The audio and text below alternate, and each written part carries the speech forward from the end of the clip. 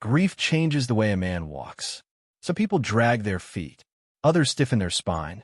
But me? After losing Margaret, my wife of 43 years, the only person who ever understood the quiet corners of my soul, I walked like someone carrying a ghost on his shoulders. The world moved around me, but I was still stuck in the moment. I watched her breathe her last. So when my son Simon called and asked me to come for a small family discussion about the future, I thought maybe, just maybe, we would sit together, talk, grieve, remember her laugh, her cooking, her way of filling a room with warmth. Maybe you want to check on me. Maybe you want to heal old wounds. Maybe he simply missed his mother. I was wrong on all three. I stepped into the boardroom of Hollis Transport. The company I built from scratch, the company I bled for, sweated for, sacrificed my youth for, and the air felt wrong the moment the door clicked shut behind me. Too still, too clean, too staged. And then I saw them. Simon and Olivia sat at the head of the table, not side by side like husband and wife, but like a king and queen claiming a throne. Simon's hands were folded too tightly, knuckles pale. Olivia sat perfectly straight, chin high, legs crossed neatly, her smile as sharp as a blade dipped in honey. I had expected sadness. I had expected support. What I found were predators waiting for the final weakening of their prey. Olivia's eyes were the first to meet mine, cold, assessing, already victorious. She smiled, slow and polished. "Edward," she said, as if my name were something sour she had trained herself to swallow. "We're glad you came." "We, not he." She always spoke for both of them. Always had. I forced a small nod, still trying to piece together what I'd walked into. The room felt suddenly smaller, as though it were shrinking around me. "I thought we were going to talk about your mother," I said quietly, looking at Simon. "It's only been a week." He didn't lift his head, didn't look at me, didn't say a single word. Olivia, of course, did. "Oh, Edward," she sighed, feigning softness like a woman playing a role she wasn't naturally built for. "We will get to that. But first, we need to address something practical." She slid a folder toward me, sleek, black, expensive. A folder that did not belong in a grieving family meeting. It stopped exactly at the edge of my reach, as if she had rehearsed the distance. "This is about Hollis Transport," she said. My heart thudded once. Heavy warning. "The company?" I murmured. "Why now?" She glanced at Simon, who still didn't look up, and then leaned forward with a shimmer of triumph. "Because," she said, "now that Margaret is gone, it's time to hand over what should have gone to Simon years ago." Every trace of warmth drained from my chest. I blinked. Slowly. Once. Twice. "Olivia," I said in a voice so low it barely sounded like mine. "This isn't the time." "Oh, but it is," she replied, snapping her fingers softly against the folder. "In fact, it's the perfect time. You're grieving, Edward. You're exhausted. Your judgment, well, let's be honest, it's compromised." The world went quiet. So quiet I could hear my own pulse. Simon's eyes stayed glued to the table. No support. No disagreement. No humanity. Just silence. Heavy, suffocating, complicit. My wife was barely in the ground, and my own son couldn't lift his head. Olivia continued, her voice smooth, confident, disturbingly calm. "Hollis Transport has outgrown old models of management. You've done an admirable job for decades, but you're not the future. Simon is." And as his wife, she placed a hand on Simon's arm, claiming him like property. "It's my duty to help secure what's rightfully his." Every word felt like a crack splitting across the foundation of my life. Rightfully his. The company I built from nothing. The company she had married into, not contributed a single breath of sweat to. "Open it," she instructed, nodding at the folder. I didn't move. She smiled wider, as though she enjoyed my hesitation. "They're transfer of ownership forms," she explained. "If you sign them now, the transition will go smoothly. It's what Margaret would have wanted." My jaw clenched. Hard. Do not bring her into this. Do not. But Olivia saw the flicker of anger in my eyes, and like any good predator, she leaned into it. "Oh, please, Edward," she exhaled with a short laugh. "Let's not pretend Margaret was in any condition these last months to make clear decisions. You're basically running the company and a hospice at the same time. It's time to let go. For a moment, my vision blurred. Not because of age, not because of grief, because betrayal, when delivered by someone seated inches from your own blood, burns differently. It brands you. And yet, beneath my shock, words she spoke began to reveal something more. Her confidence, her certainty, her rehearsed lines. This wasn't impulsive. It wasn't emotional. It wasn't even about Simon. This was a plan months in the making. I looked at Olivia again, really looked, and for the first time I saw the hunger behind the polish. She believed she deserved this. Not because she earned it, not because she helped build it, but because she came from nothing, clawed her way into a wealthy family, married my son, and decided she would never go back to the life she once lived. In her mind, taking Hollis Transport wasn't selfish. It was justice. A villain, yes, but a villain who believed she had a point.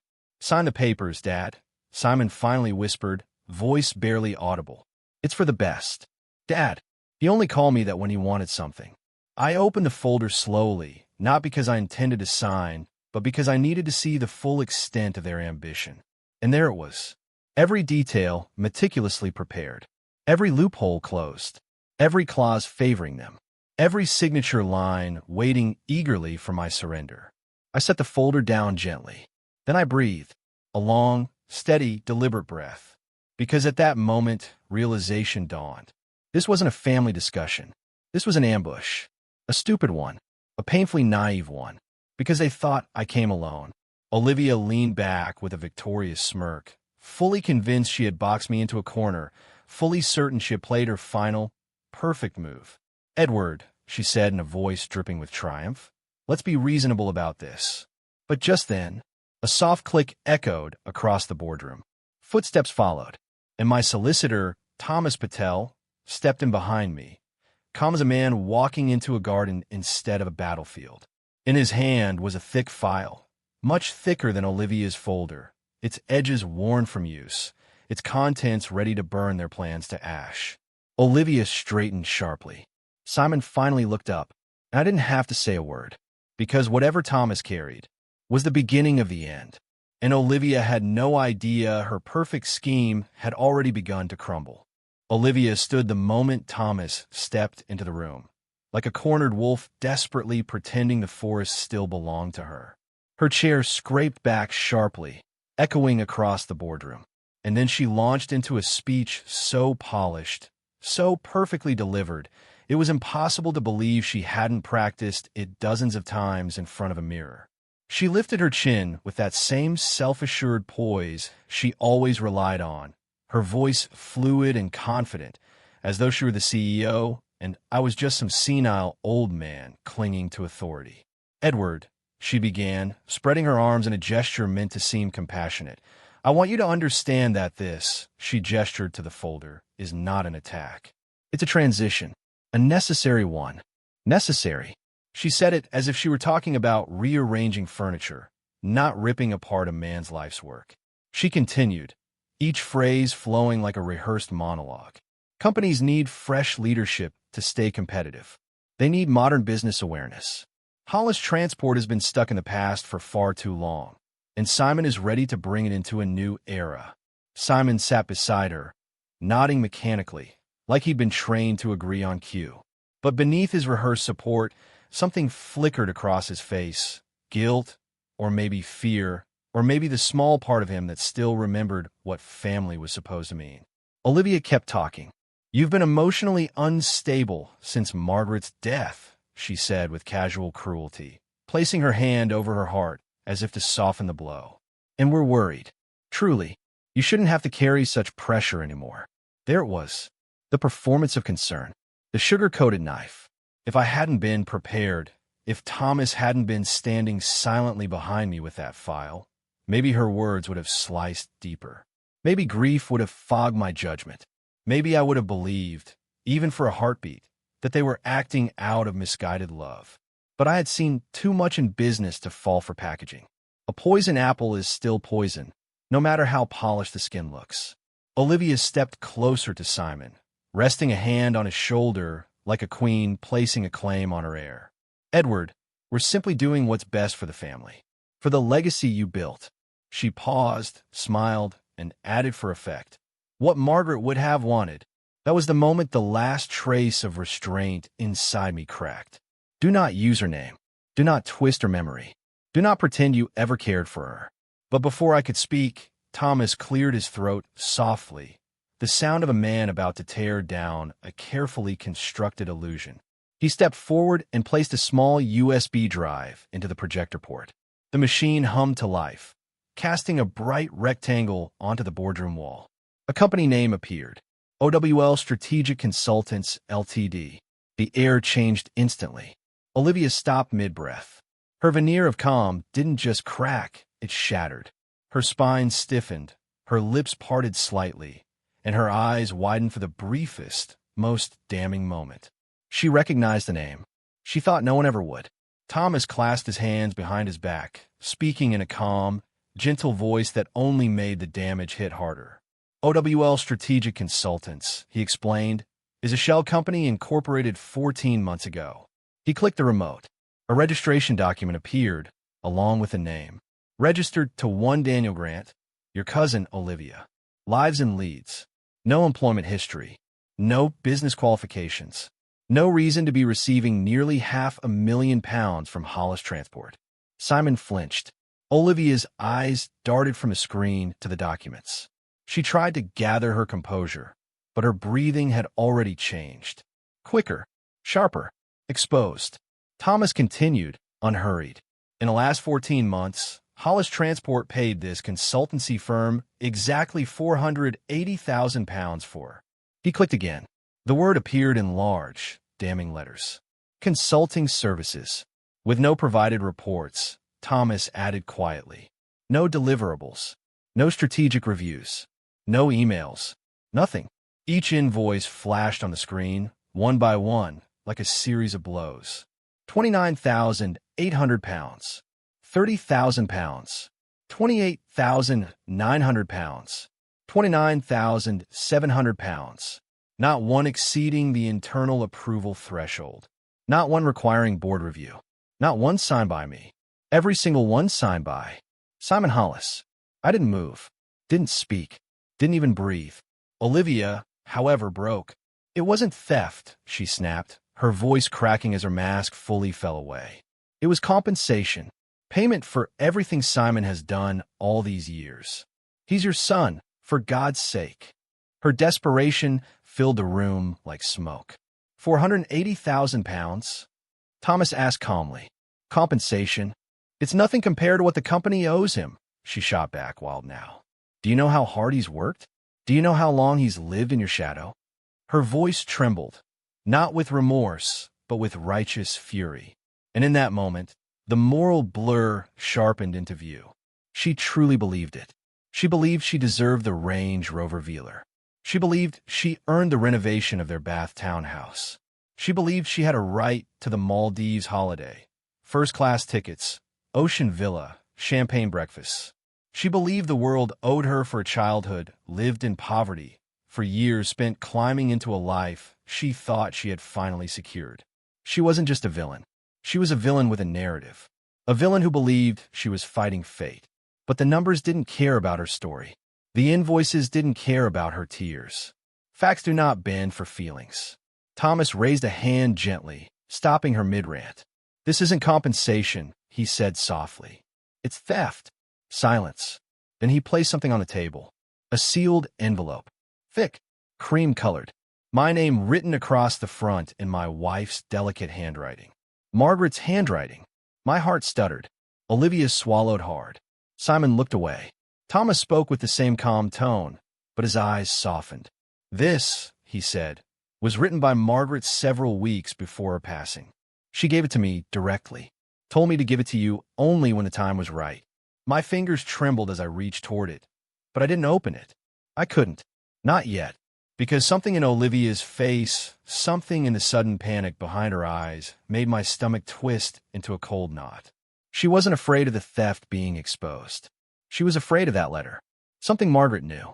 Something she had written. Something she feared. Before she died. And suddenly the audience knows, long before I do, that the theft was only the surface of a much deeper rot. around my wife had sensed, a danger she never fully voiced, a fear she carried silently in her final months. I sat back in my chair, the envelope heavy in my hand, and looked at the two people I once believed I could trust. Thomas turned off the projector. The room dropped into a tense, unsteady quiet. What Olivia had done was bad, but what Margaret feared was worse. St. Clair Hospice in Bath had always felt warm when Margaret was alive. Soft lamplight, quiet hallways, gentle footsteps. But walking back into it after her funeral felt like stepping into a memory I wasn't ready to face.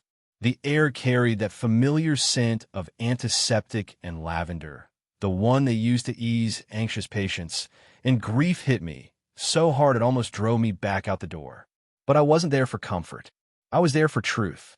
The hall lights flickered as I walked, casting long shadows on the floor. Shadows that seemed to stretch toward me like the ghosts of everything I'd lost. Nurse Abigail Turner waited for me in one of the smaller rooms off the main corridor. Not Margaret's room, thank God, but one of the consultation rooms where families heard news they never wanted to hear. Dim light filtered through the blinds, striping the walls. Abigail stood by the window, her scrubs wrinkled from a long shift, her hair tied back in a loose bun. And when she turned to face me, I didn't see the steady, composed nurse who had guided me through the hardest months of my life. I saw guilt and fear and something worse, something that looked like she'd been holding a secret that had blistered her hands from the inside. "Mr. Hollis," she said softly. I tried to smile back, but it felt wrong. My face wasn't ready for kindness. Not after the boardroom. Not after the envelope. Not after everything that had been ripped open in a single day. I closed the door behind me. "Abigail, you said you needed to tell me something about Margaret." Her eyes filled with a sadness so deep it made my chest tighten. Not pity, sadness. As if she already knew that what she was about to say would break me a second time. "She trusted me," Abigail began in a whisper, far more than a patient normally trusts their nurse. She was afraid, Mr. Hollis." Those words hit harder than anything Olivia had thrown at me. Margaret, afraid. My wife had been the strongest woman I'd ever known. She faced illness, heartache, and the slow decline of her final year with a bravery I hadn't matched. To imagine her frightened, I swallowed hard. What was she afraid of? I asked, though part of me already knew the answer would hurt. Abigail took a slow breath, as if bracing herself. "She suspected Olivia," she said. The room went cold. "She told me she'd noticed company files disappearing." Abigail continued, her fingers twisting nervously together. "Documents she had access to, things that didn't add up. She said some records were missing entirely, digital and physical." I stared at her, stunned. Missing files. Long before the shell company. Long before the invoices. Abigail went on, her voice trembling slightly. "Margaret also discovered strange withdrawals from accounts connected to the business, small enough to avoid suspicion, but frequent enough to raise alarm. She said she had asked Simon about them, but he began avoiding her calls. Something twisted inside me. My son, evading his mother. The thought made my throat close. "And she told you all of this?" I whispered. "She didn't have anyone else to tell," Abigail said gently. "She didn't want to burden you while you were already caring for her. She said you had enough pain to carry." I exhaled shakily, grief burning behind my ribs. Margaret had been suffering, and she had kept secrets from me, not out of mistrust, but out of protection. But Abigail wasn't finished. "There was something else," she said. "Something she discovered late in her illness. Something about you." My breath caught. "About me?" Abigail nodded. Slowly, reluctantly. "She never told me what it was," she said. "Only that she had found something. Something she wasn't prepared for. She cried when she told me. She said she needed time to understand it." My legs nearly buckled. I reached for the back of a chair, gripping it so tightly the wood dug into my palms. "What did she find?" I asked, voice cracking. "Tell me." "She didn't say," Abigail whispered. "Only that it was older than the marriage, and that she should have spoken to you sooner." Older than the marriage? My mind raced back decades, through memories I had buried so deep I rarely touched them. Youthful mistakes, business choices, the early days before Margaret and I even knew each other. Abigail hesitated, then reached into her pocket. Before she passed, she said, voice soft as a prayer, "Margaret gave me this." She pulled out a small key, old, tarnished, cold-looking. The kind of key you'd find in an antique shop or a locked drawer no one had opened in years. But I recognized it instantly. A safe deposit box key. Margaret's. One she had opened before we married. A piece of the past. One she had kept hidden for over 40 years. Abigail placed it gently into my trembling hand. "She made me promise," she whispered. "She said if they ever turned on you, I must give you this." She said it would explain everything she couldn't bear to say. My throat tightened until I could barely breathe. The key felt heavier than metal, like it carried the weight of a truth sharp enough to split my life in two. Something private, something painful, something she had been terrified would die with her. Abigail looked at me with eyes shining from unshed tears. "I'm sorry," she said. "I should have told you sooner." But Margaret, she was so afraid. Not just of Olivia, not just of losing the company. She was afraid of what you would do once you learned the truth. Her words hung in the air like smoke. Margaret, afraid of my reaction. That was the part that shook me. What secret could make the gentlest, strongest woman fear the man who loved her? I didn't trust my voice. I couldn't speak. All I could do was stare at the key resting in my palm, the dim light glinting off its tarnished edges. The past wasn't dead. It wasn't even buried. It had been locked away, waiting, breathing, growing heavier with each passing year. And now it was coming for me. Abigail stepped forward hesitantly, then wrapped her arms around me. A quiet, careful hug, warm and human in a way I hadn't felt since Margaret's hand slipped from mine in the hospice bed. That hug broke something inside me, because it was the first kindness anyone had given me since the funeral. The first moment of gentleness in a world that had suddenly become sharp, cold, and filled with strangers wearing familiar faces. I closed my eyes, and the key dug into my palm. The truth was coming, and I wasn't ready. Lloyd's Bank on Queen Square had always been an ordinary place to me.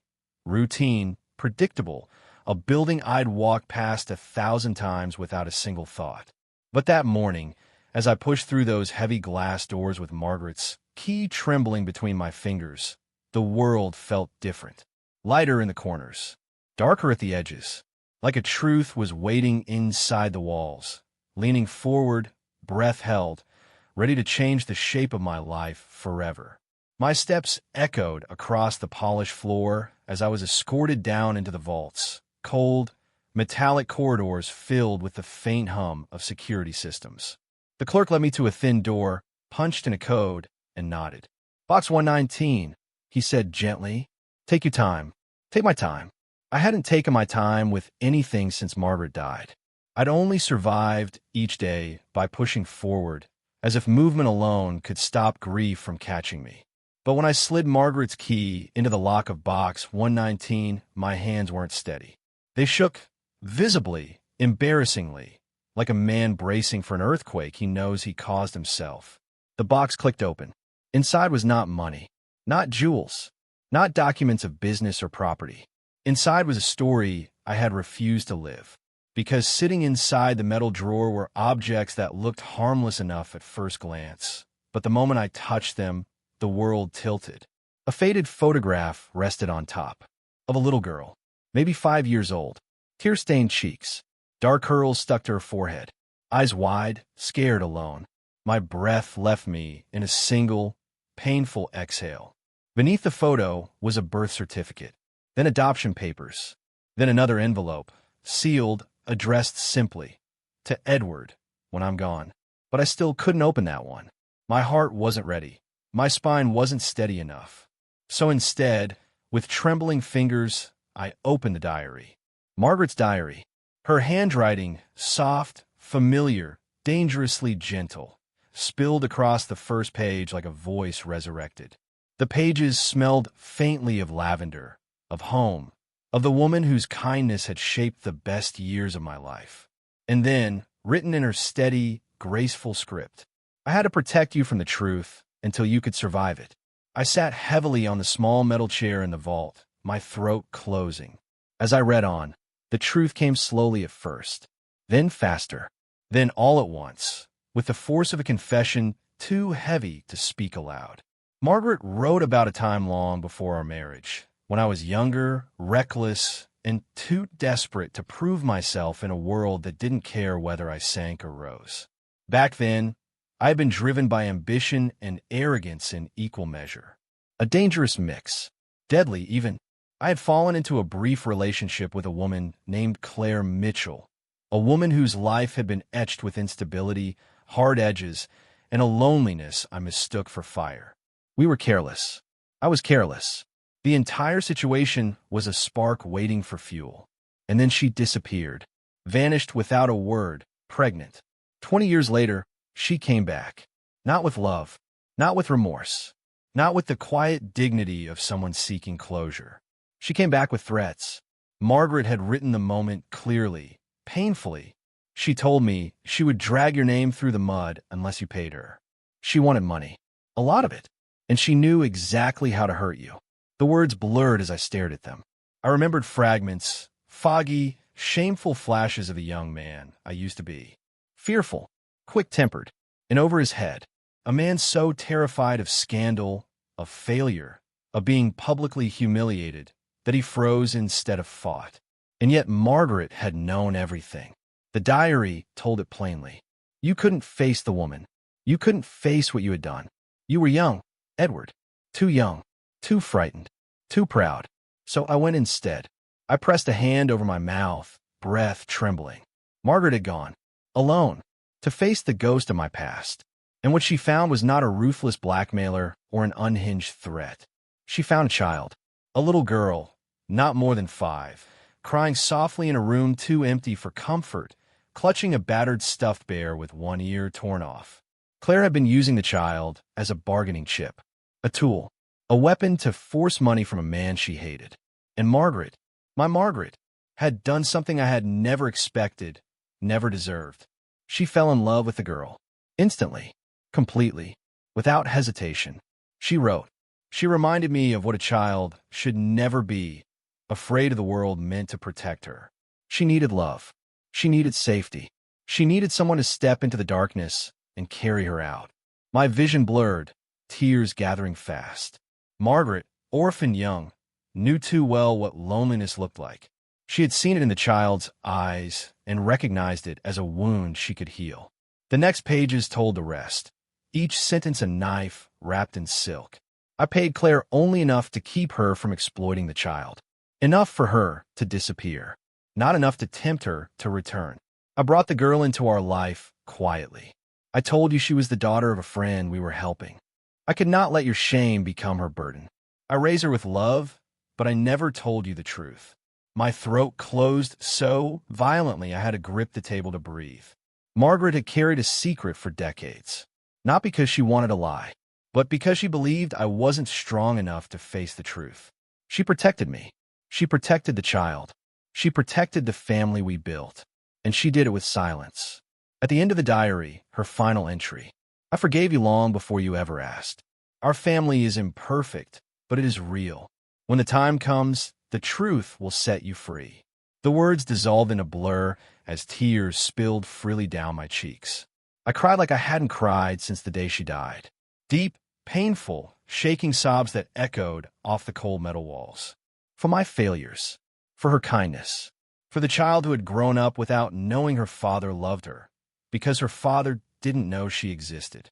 I pressed the diary to my chest, as if holding it tighter might bring Margaret back for one more day, one more hour, one more moment to tell her I was sorry. But even through my grief, even through the crushing weight of regret, a new truth flickered, quiet, tentative, dangerous. The girl in the photograph, the child in the adoption papers, the daughter Margaret raised in silence. She wasn't a ghost of the past. She wasn't gone. She was alive, and she was closer than I had ever realized. The knock came loud enough to rattle the glass in the hallway windows, but it was the door bursting open that truly announced Olivia's arrival. She stormed into my home, the air itself seeming to bristle with her fury, her footsteps like a drumbeat of accusation. I hadn't expected her, but even if I had, nothing could have prepared me for the storm she carried with her, an avalanche of entitlement, rage, and long-rehearsed indignation. Her hair was disheveled, her blazer half undone, and her eyes burned with the kind of fire I hadn't seen since my son's first real tantrums as a boy. She screamed about frozen bank cards, canceled privileges, and what she called humiliation. Every word cut, every accusation thrown like a dagger at a chest I no longer recognized as entirely mine.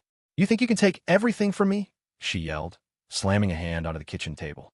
"The house, the cars, the power, the lifestyle I've worked for? I refuse. I refuse to be humiliated like this." I didn't raise my voice, not even a little. I had, over the past 48 hours, read Margaret's diary. I had seen the weight she carried, the sacrifices she made, the shame she shielded me from. I had learned truths about myself I could barely bear, about mistakes so old I had assumed they'd been buried forever. And in the quiet aftermath of grief, the rage that Olivia unleashed seemed smaller, almost human. I looked at her, really looked, and for the first time, I didn't see only the schemer, the woman who tried to steal my life, my company, my family.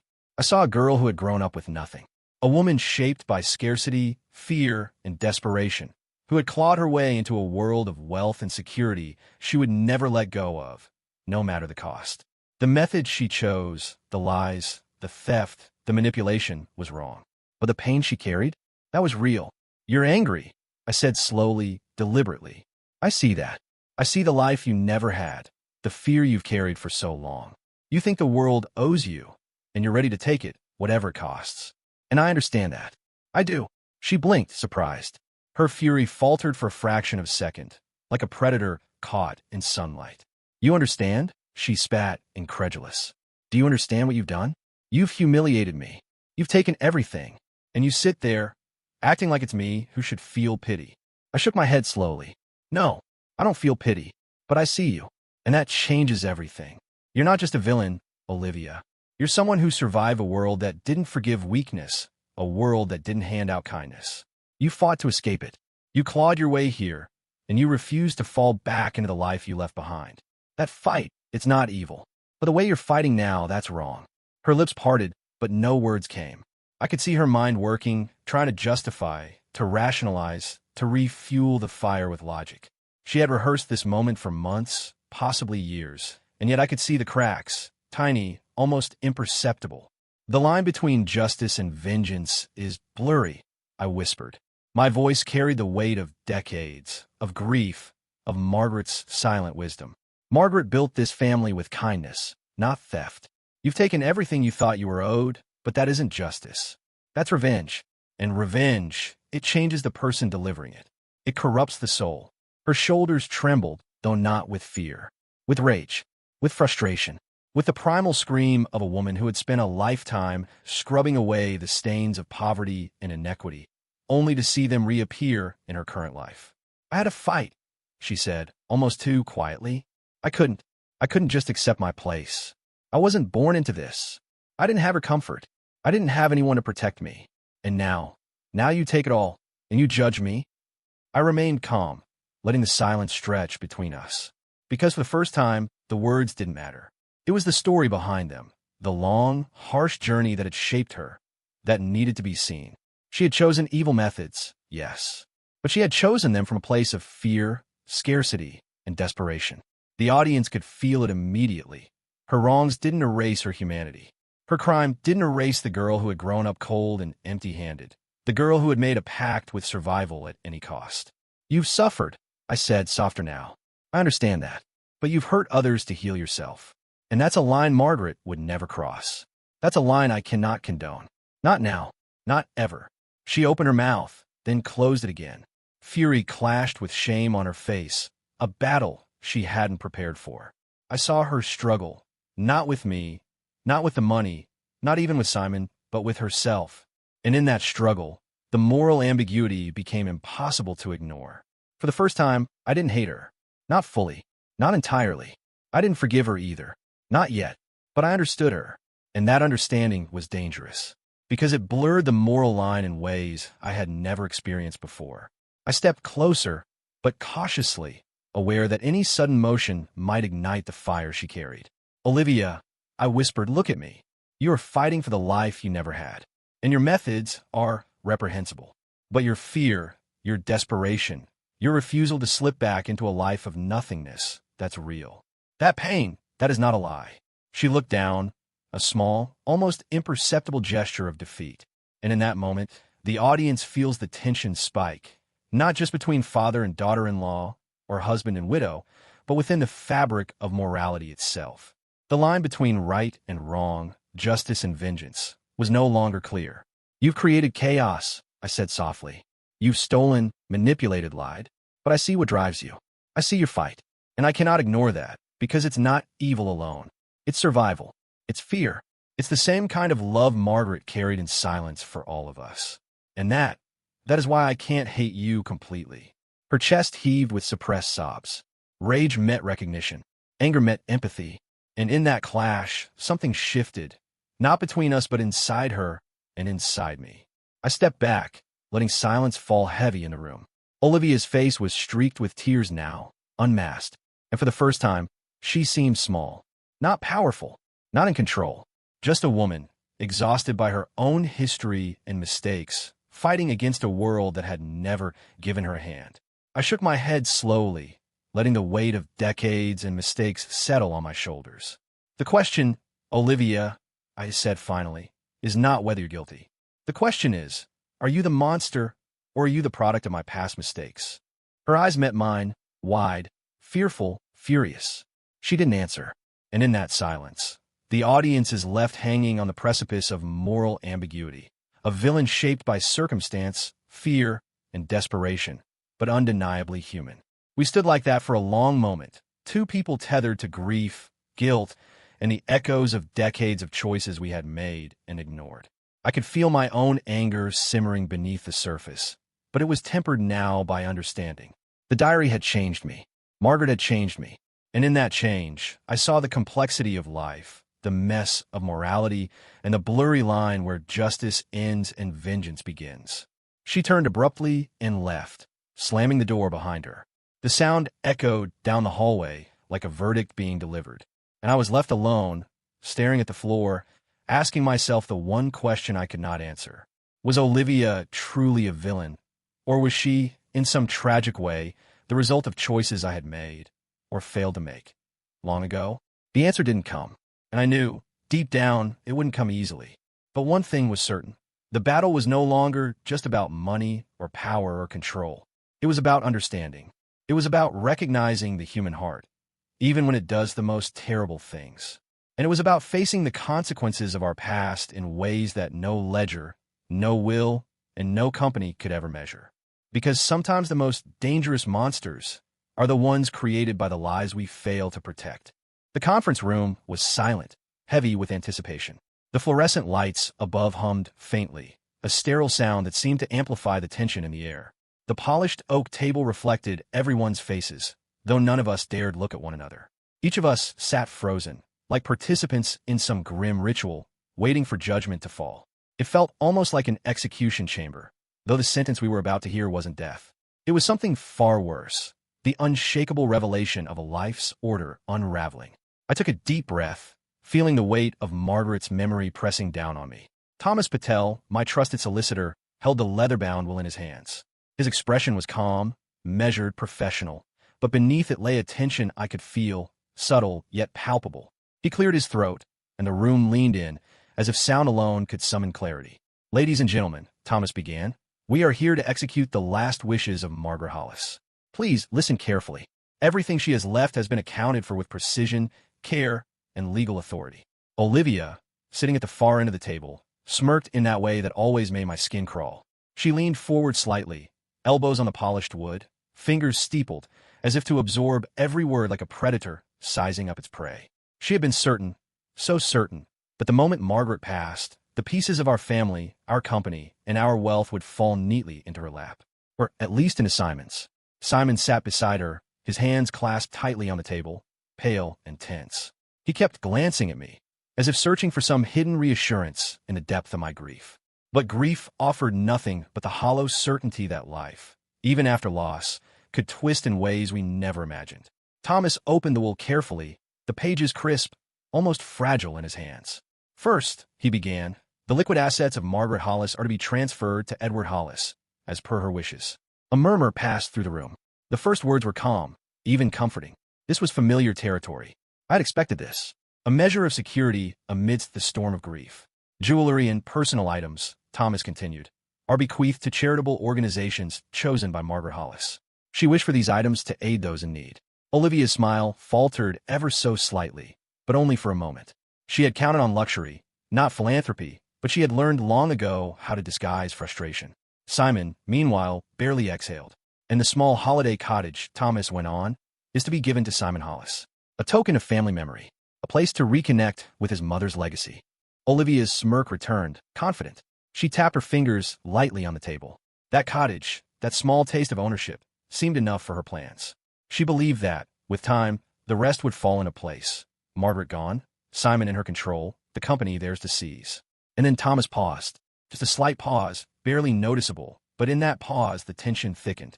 Everyone leaned in, the silence stretching, growing heavier with each heartbeat. And now, Thomas said, his voice steady, measured, deliberate, we come to the controlling share of Hollis Transport. 52% of the company, the majority controlling share, is bequeathed to Margaret Hollis' biological heir. Only her biological bloodline may inherit Hollis Transport. Time seemed to stop. The words hung in the air, thick and suffocating. Olivia's smirk froze entirely.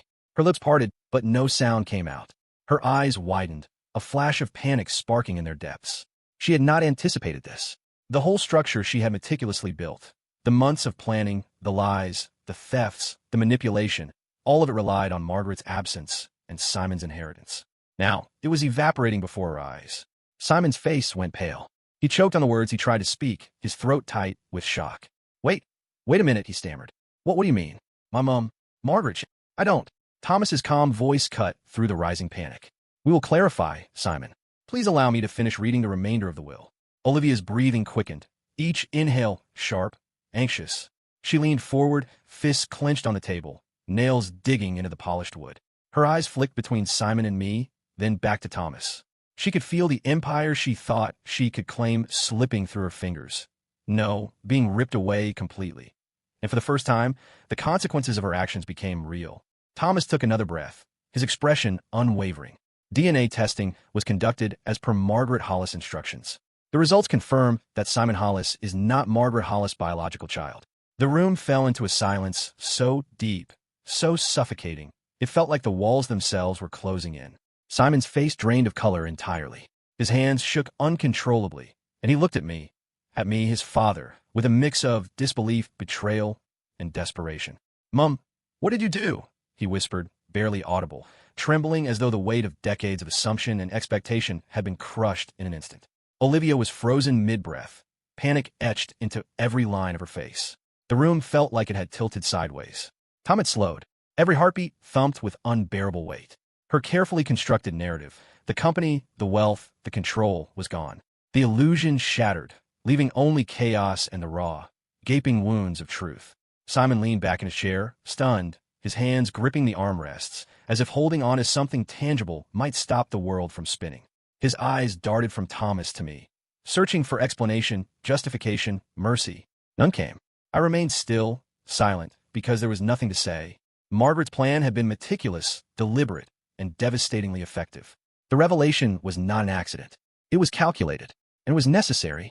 Thomas gently closed the will and looked around the room. Please understand, he said quietly. These were Margaret Hollis' final wishes, all executed according to law and her explicit instructions. There are no errors, no missteps, no loopholes. This is her decision, her legacy. Olivia suddenly stood, almost collapsing from the force of her own emotions. She gasped, her voice sharp, raw, trembling with outrage and fear. No, this isn't, this can't, this is unfair. Thomas raised a hand. It is legal, Olivia. It is binding, and it reflects Margaret Hollis' wishes precisely. Her face twisted in disbelief and fury. She's gone, and she's still winning. How could she? Simon turned his face away, hiding tears he could no longer control. His shoulders slumped, a man stripped of assumptions, stripped of certainty, stripped bare in front of the truth he never anticipated. And in that long, suffocating pause, the room felt like it held its breath. Everyone knew that the story was far from over, yet for the first time, they understood that nothing would ever be the same. The inheritance, the power, the control, none of it belonged where they thought it did.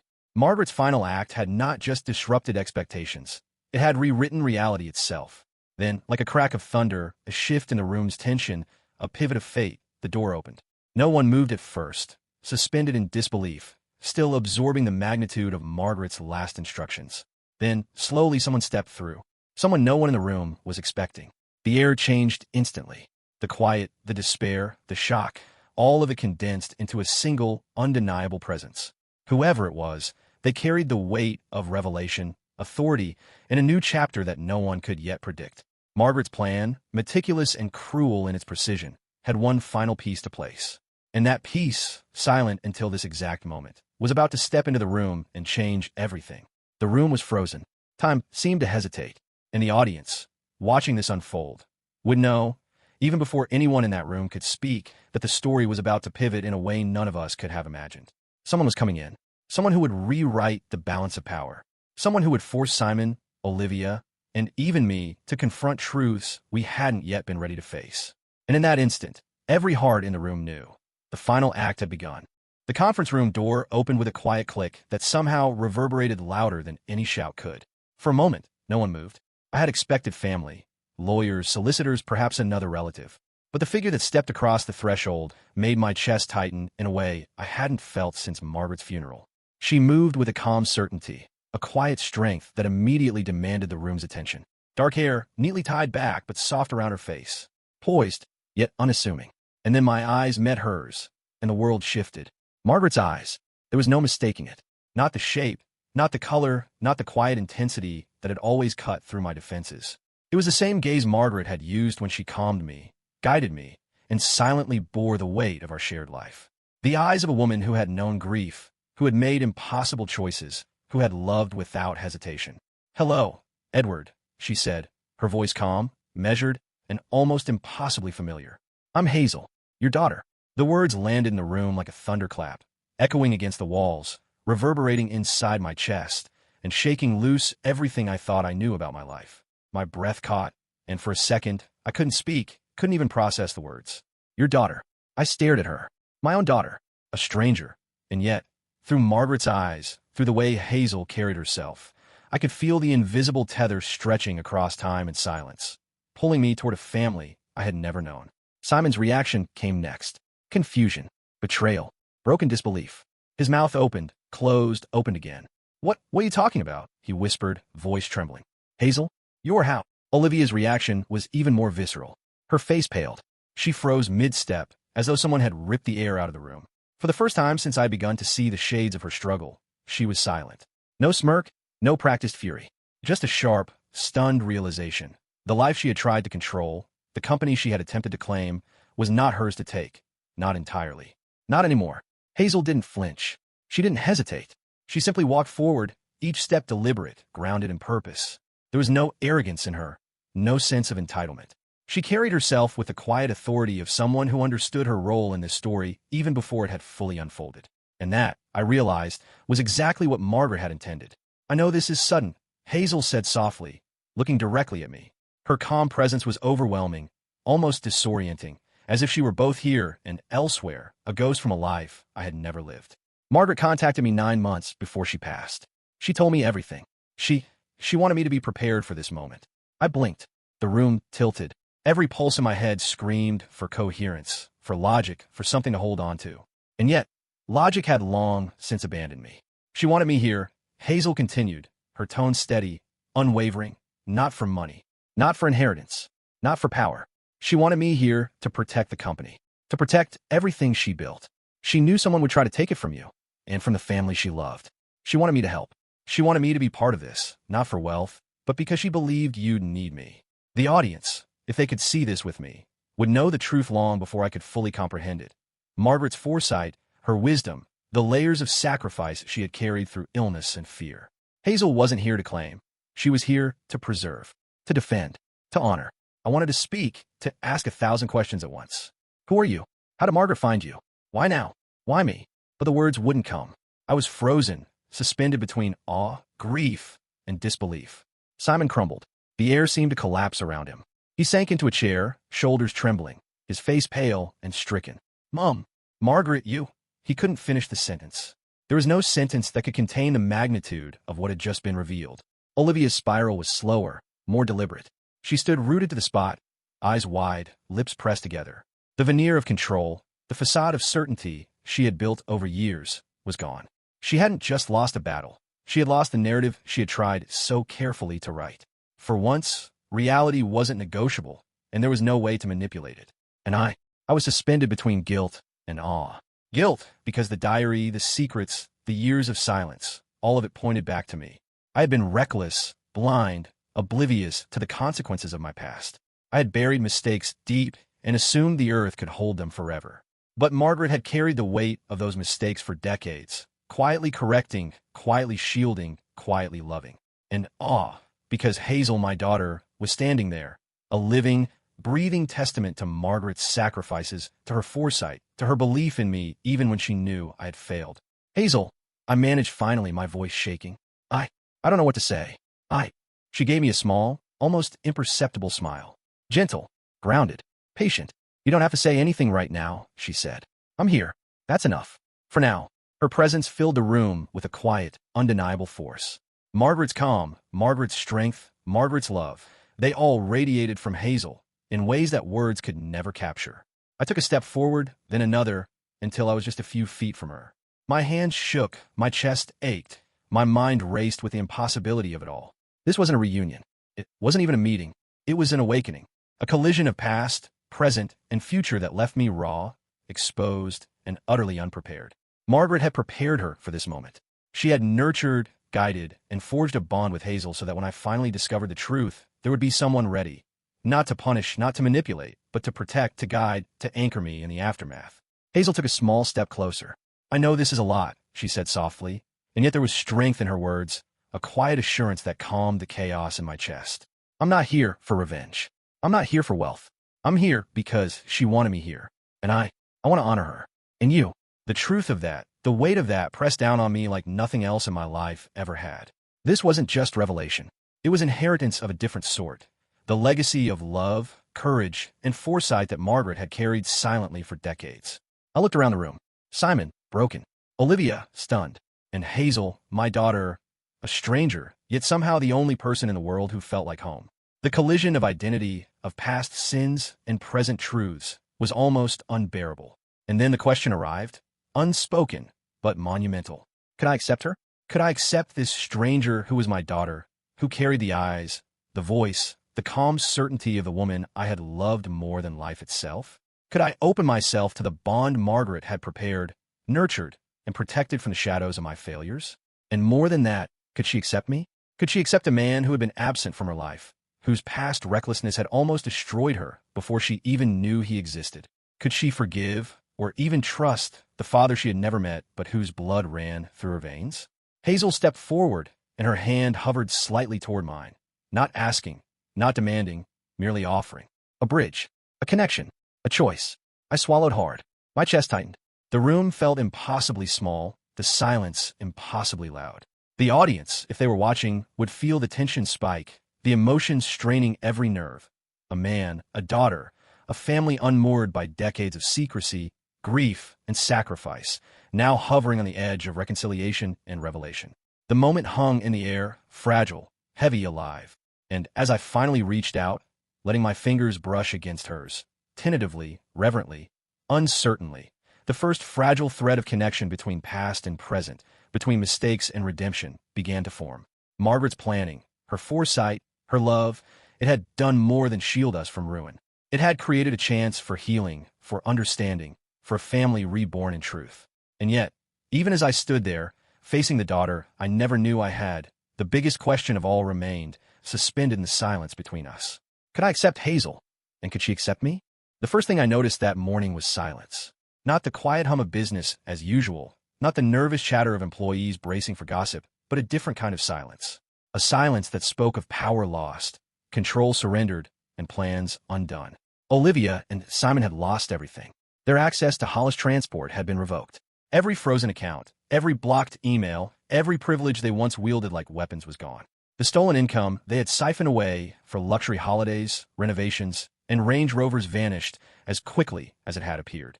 The control they had thought eternal The power over a company built by decades of sweat, ambition, and love was stripped from their hands.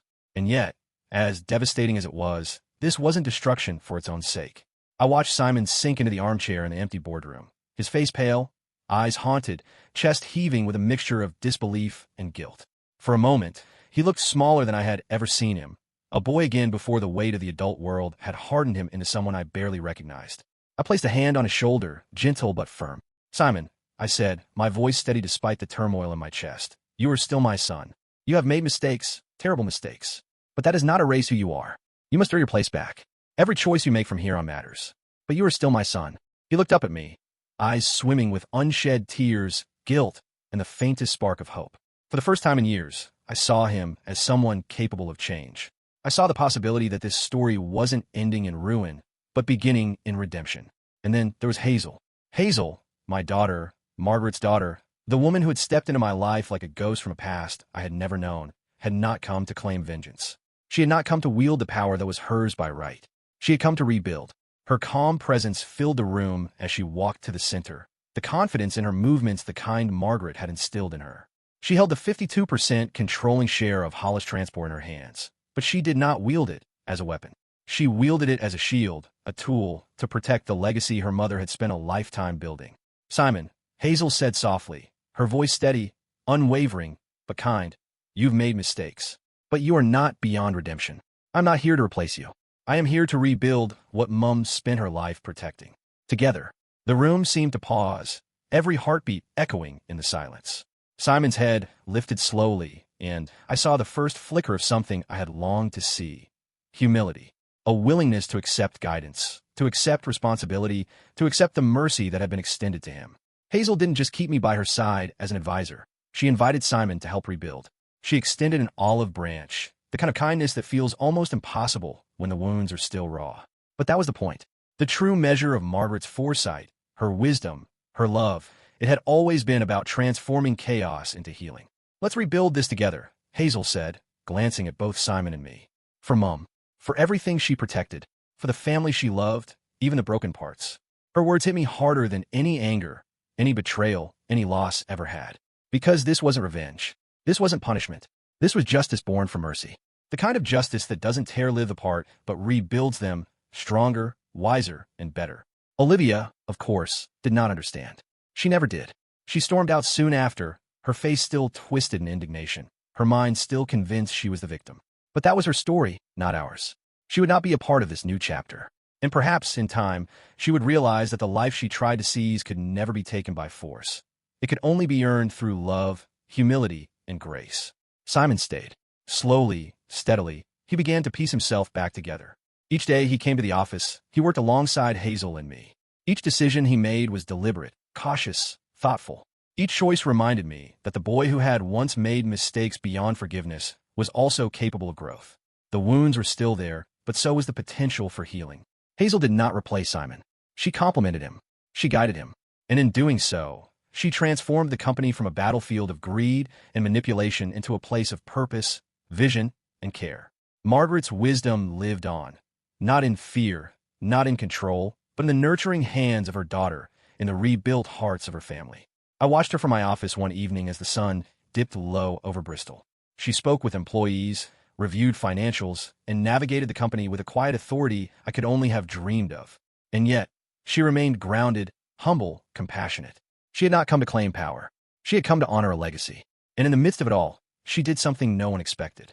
She reached out to Simon with pure, unwavering kindness. She didn't scold him, berate him, or remind him of his failures. She simply offered a hand, a chance, a path forward. "Let's rebuild this together." "For Mum," she said again, her voice carrying that same calm certainty, that same quiet strength. And Simon, for the first time since everything had unraveled, nodded. He understood, in a way he hadn't before, that the company, the family, and the love we shared were bigger than his mistakes. Bigger than our anger. Bigger than revenge. I felt something break inside me. A mixture of awe, gratitude, and overwhelming relief. Margaret hadn't just protected the company. She had saved her family, even the broken parts. Even the mistakes, the lies, the thefts, the secrets. She had woven them into a tapestry of mercy, a gift that only those willing to receive could truly understand. I walked into the boardroom that evening, taking in a company that had been the battleground of my family's betrayal, and now stood as the arena of our redemption. Simon looked up at me, Hazel on my side, and I realized something profound. Margaret's last act was not revenge. It was mercy. Mercy so precise, so carefully executed, that it felt like vengeance to those who never understood love. To Olivia, it was defeat. To Simon, it was a second chance. To Hazel and me, it was the culmination of decades of sacrifice, courage, and foresight. I pressed a hand to the desk, breathing deeply. I felt the weight of grief lighten just slightly. I felt the warmth of healing seep back into my chest. And I realized that this was the gift Margaret had been preparing for all along. The chance to rebuild not just a company, but a family. To restore trust, to nurture hope, to teach that love, even in its quietest, most sacrificial forms, was the ultimate form of justice. Hazel turned to me, her eyes reflecting the same strength, clarity, and calm I had loved in Margaret. "We'll do this together, Edward," she said. "All of us." "For Mum." I nodded, unable to speak, and yet understood. This was our new beginning. The mistakes of the past could no longer dictate the future. The shadows of betrayal, the scars of deceit, the weight of hidden truths, all of it had led us to this moment. And in that moment, I knew I had a daughter I could love openly, a son who could earn back his place, a family whole enough to honor Margaret's legacy. Olivia faded from our lives, still clinging to her victimhood, but she no longer had the power to shape our story. Simon grew into the man I had always hoped he could be. I healed from the grief that had once threatened to consume me. And Hazel, she became the daughter I had always needed but never knew.